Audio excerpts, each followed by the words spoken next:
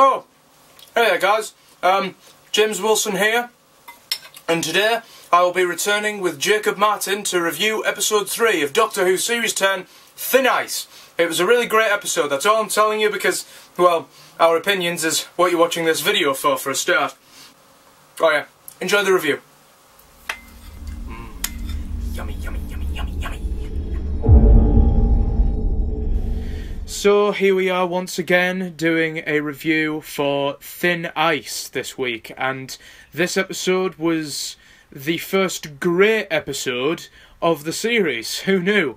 Sarah Dollard once again provides us with another rip-roaring episode like she did with Face the Raven, and it was a pretty great episode. Better than the pilot and Smile combined, I'd say. Oh, I don't know. I think the pilot... You don't know? I think the pilot... I'm going to see... Because I haven't actually got a definite rating at the moment. I'm going to actually decide at the end of the review. But I think it's kind of on the level of the pilot for me. But we'll have to discuss that. Yeah, definitely. I mean, this was definitely the first time that we actually got a bit of conflict between the Doctor and Bill, when Bill actually starts to realise that the Doctor may not be the amazing man that he seems to be. Yeah. Because, you see, the thing is, I think Bill has mainly had a filter with the Doctor so far. She is seeing the Doctor for the TARDIS, the amazing TARDIS that he travels in, and she's seeing him for the places that he takes her. She's not seeing him for the person that he is. So I think that that's definitely a wake-up call for her. She's got to stop defining him by and thinking he's so amazing just by his time machine and by the places that he takes her. Yeah, I think this episode was another kind of defining episode for their relationship. It kind of established, because we've already established like the nice side of their relationship, but now this has kind of introduced this kind of, like you said, this bit of conflict between them.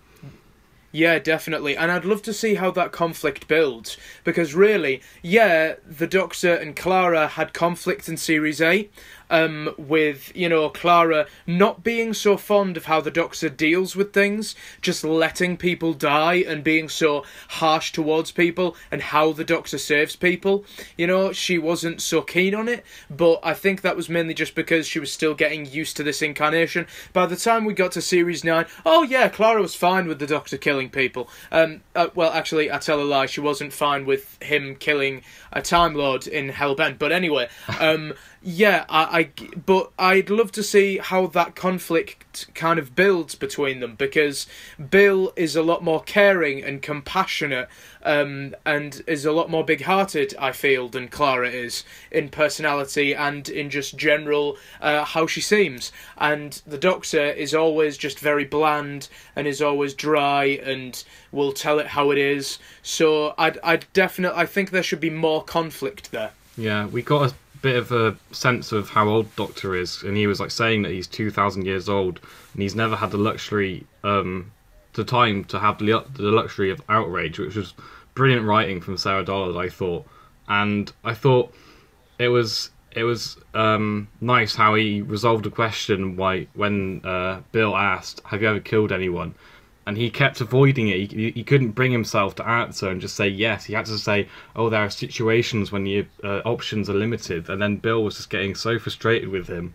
It was really nice to see that Bill wasn't just gonna go along with whatever the Doctor did. Yeah, exactly. That was very good to see. This was definitely a turning point, as you said, in their chemistry, and I loved that whole back and forth between them. The Doctor... It was a really powerful moment. Yeah, the Doctor trying to avoid the question, and Bill's just like, "That is not what I asked," and I love that whole back and forth between them, and Bill slowly starting to realise how the Doctor thinks, and I love that bit where she kind of is proven wrong, and she just kind of goes, I moved on, and then she turns to the Doctor and sticks her tongue out, and so the Doctor's like, haha, I was right.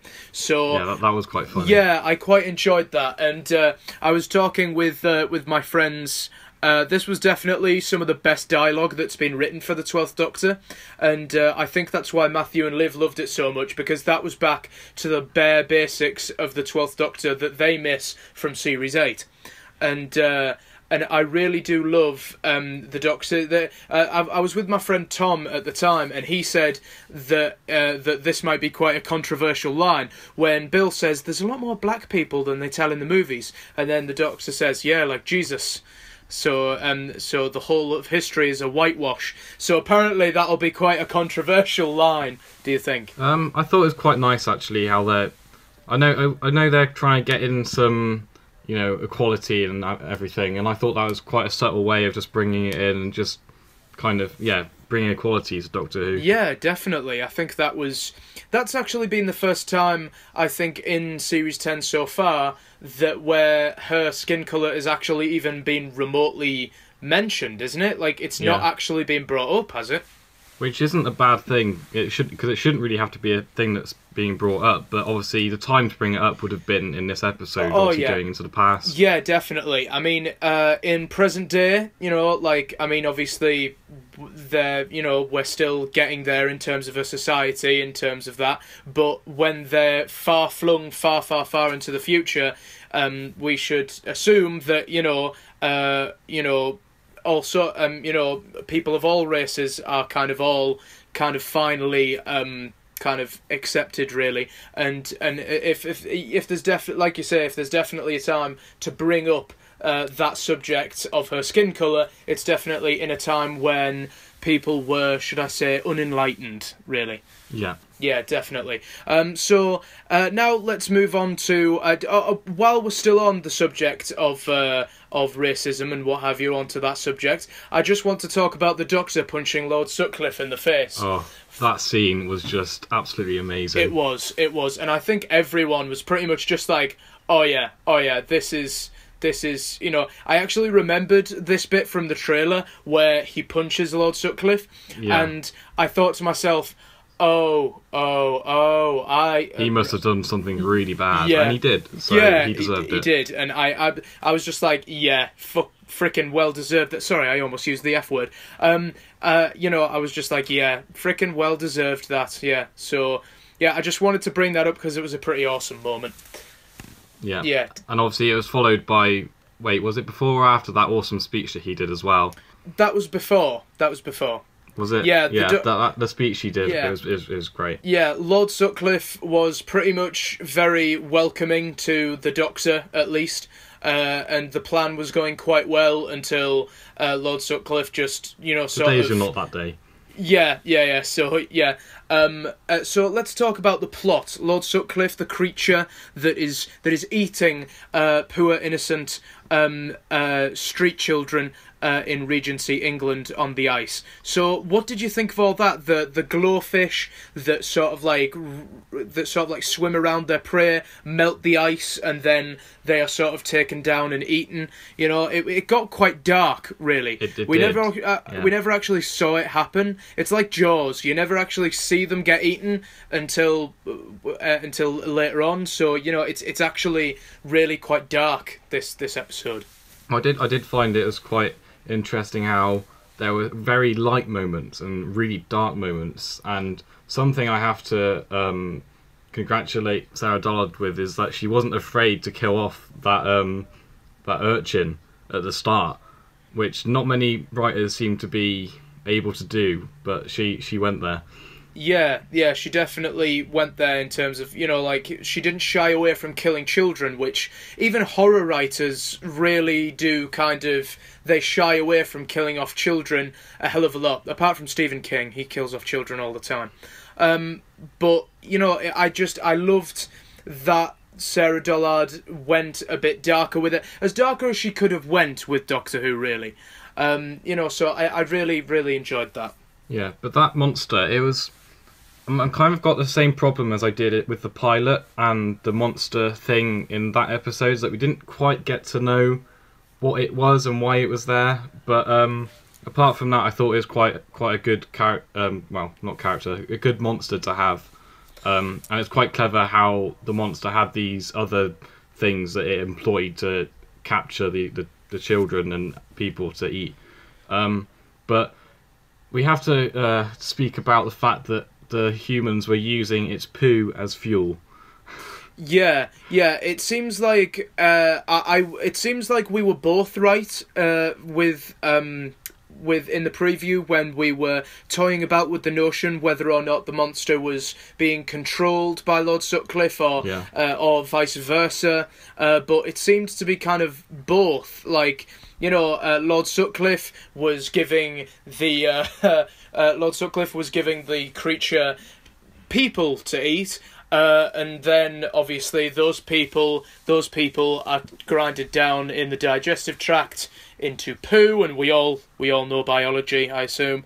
So yeah, so it's definitely a more disgusting plot, but it obviously works. It does made work. Yeah, it made Lord Sutcliffe quite a business for a time.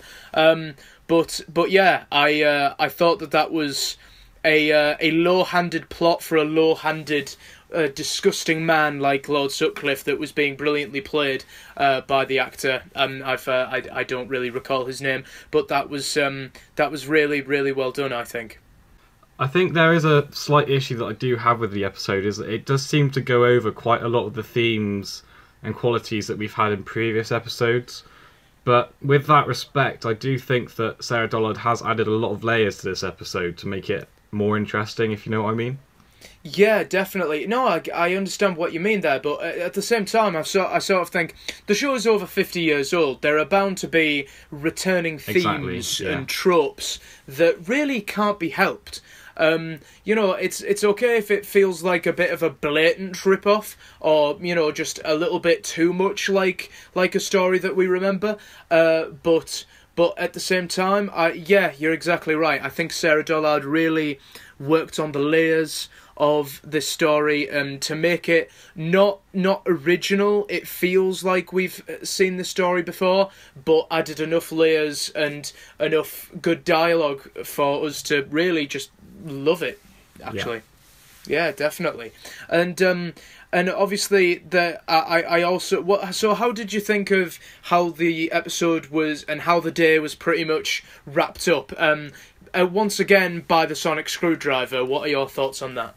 Yeah, that's something I did think it when I first watched it. I was like, oh no, we want the Sonic getting out again to save the day, because obviously he used it to get out of the rope, and they used it to set off the explosives and things like that. I'm not sure, because it wasn't directly saving the day. Like in Smile, it seemed to be quite a big part of it. Yeah. I mean, obviously, all the Doctor was doing was essentially just freeing the beast, blew up the chains that were keeping the creature nailed to the Thames ocean bed, and he just pretty much cracked the ice, and the creature could escape. Obviously, killing the villain in the meantime, but I did like that, you know, how he used the Sonic to make the fish kill that one guy in the tent. That was quite clever. Yeah, but it was also dark for the 12th Doctor as well, and Bill seemed to be a little bit taken aback by the Doctor just letting someone die. And it shows how desensitised the Doctor is to people dying. Like, he just doesn't... He takes for granted the fact that Bill hasn't seen anyone die before. Yeah. I mean, you know, he's not only giving Bill a great adventures, but he's also giving her experience in life, that's what I you guess. Want to call it, yeah. You know, I suppose in some huge, rather harsh way, sometimes he's definitely giving Bill that, I think. So in a lot of ways, when he said that he's her teacher, I really rather enjoyed that line. I thought that was really good, because he almost is. He is the teacher, really. And I even loved that speech that he gave in the tent where they were kept captive, where the Doctor was saying, "I walk among your Earth, and I'm pretty much a visitor there. You own it. That is your planet. So you tell me what to do. What is the plan?" What do you think of that? Yeah, I thought that was really, really well done. I thought Sarah Dollard did a brilliant job in sort of putting across that the Doctor, that is true. The Doctor walks among Earth, and he's pretty much is a visitor there, although he's pretty much seen all of Earth history from beginning to end, which we know he has. He's definitely, he never outstays his welcome on Earth, really. So do you want to go on to the ending now? Yeah, we can do, yeah. Yeah. So, on to the ending now, where they return back to Earth, and Nardole is, of course, not as he's a lot less unbearable in this episode. I liked Nardole in the end. I thought he was actually quite a nice character for once. Yeah, I thought so too. I mean, he definitely feels like he has a purpose now, which is to kind of keep the Doctor on world and to keep the Doctor's promise and, to make sure that the vault is safe and to contain what is inside it. So I definitely see Nardole's place there now, so I'm lightening up to him a bit. Yeah, and we did predict it as well in our preview. We did say that Nardole would recognise that they weren't in their clothes that they were in before. It was quite nice how it rounded up, and the Doctor used that trick. He was like, oh, if it's heads, then I'll tell you to go away, or if it's tails, then we can carry on going off-world and whatever. Yeah, which obviously it landed on tails. Chances are the Doctor gave him a double-sided coin. Yeah. Or something.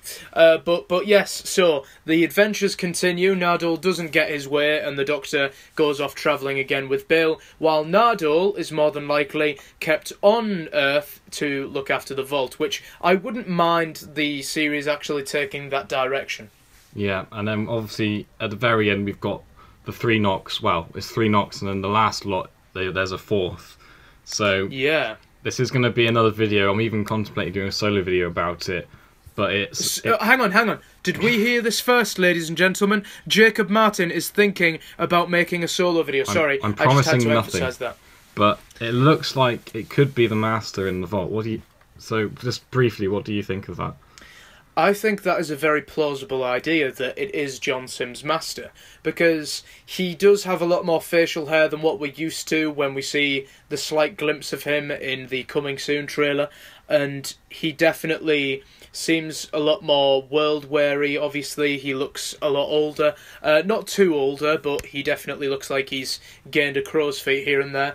But yeah, I would say it's very plausible that that is John Sims' Master. Yeah. Inside the vault. For all we know, that could just be to put us off completely, and it might be something else, but we'll have to wait and see. We will definitely have to wait and see. What did you think of the child actors in this episode? Because obviously there was quite a large group of them. Hit and miss, mainly miss, really. I would say. Pretty much on par with In the Forest of the Night, really. Nothing all that great and nothing... No, see, that's the thing. I have a different opinion to In the Forest of the Night. Yeah, the child actress who plays Peppa Pig, yeah, she was annoying as hell. But the rest of them weren't too bad in the Forest of the Night, I think. They were being the cheeky rapscallions that all children really are. So, yeah, I think they were pretty much just okay.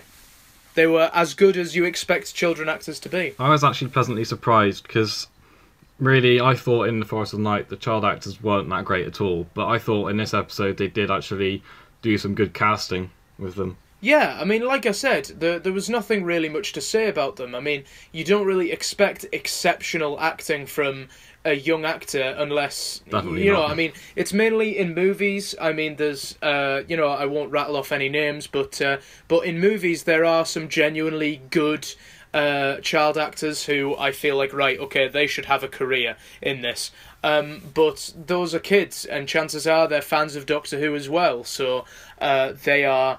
they're probably having a blast just being there. So, you know, to have kids there, I think they had their purpose, you know. And obviously Sarah Dahl didn't really approve of them because she killed one of them off. Yeah. I think that might have been. I think that child may have sort of like spilt coffee on Sarah Dollard or something. Last minute change of and the she script. was nice to him at first, like, yeah, that's fine. You're gonna die, child. I think that may have happened. That's probably what Stephen Moffat has done with many people. He was like, Matt Smith badmouthed him at one point. It's like, I'm going to age you to death, sir. And so, yeah, I don't know. Maybe writers are just incredibly biased, and it's secretly a vendetta. But yeah, that was really good, I think. Yeah. Obviously, in this episode, we've also got the use of the sonic paper returning. What do you think of that? The psychic paper coming back. Not sonic paper. Yeah, psychic paper. Yeah, I thought that was really good. I actually yelled on screen, "Woo! There you go! Psychic paper's back!" I was so glad to see that back again, actually. Yeah, and it was nice again to see Bill just reacting to it and being like, "What on earth is that?" Although she didn't actually notice, did she? No, she didn't. She never really asked about the psychic paper much. Maybe that'll be something for next week or a future episode, but she didn't really ask very much about the psychic paper, so... She did ask about the sonic, though. She was like, "How's it sonic?" And he was just like, "It makes a noise." Yeah. Yeah, that was definitely good. I mean, the Doctor's been asked that before, but I never tire of hearing the Doctor explain things that are really just ridiculous. So before we go on to our conclusion and eventual score of Thin Ice, I just want to talk a bit about the sets, about the costume. That was all very, very good. They did very, very well to sort of simulate Regency London. That was very good, well done.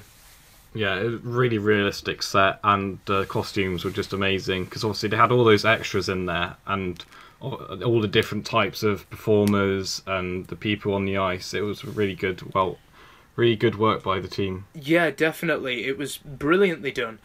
So, Jacob, you can start off with your conclusion. Thin Ice was another great episode from Sarah Dollard, supported by the direction of Bill Anderson.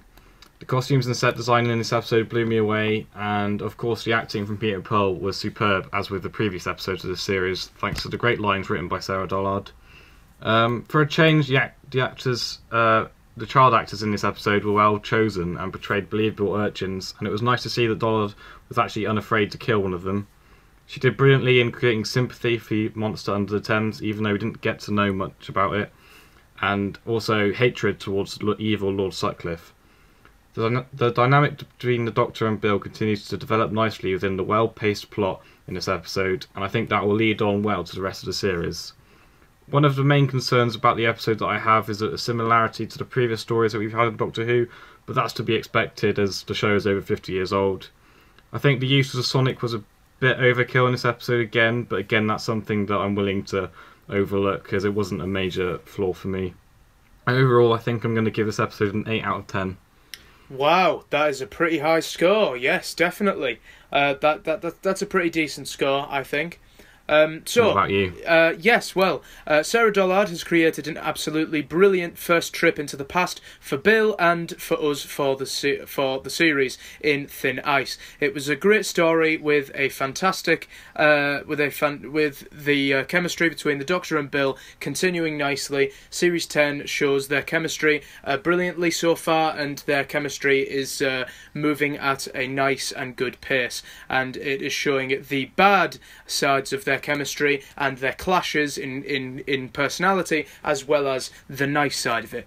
Also, the creature was just a nice thing about the episode, and wasn't really the villain. The real villain was, of course, Lord Sutcliffe, and he didn't really have much complexities or anything really lovable to, like, you like to hate him kind of thing. There wasn't that much about him. You just hated him because he was your run-of-the-mill, Regency London posh, rich, upper class tit, really, and that was still very enjoyable to see, as well as his demise. We hated him so much that we couldn't wait to actually see him die.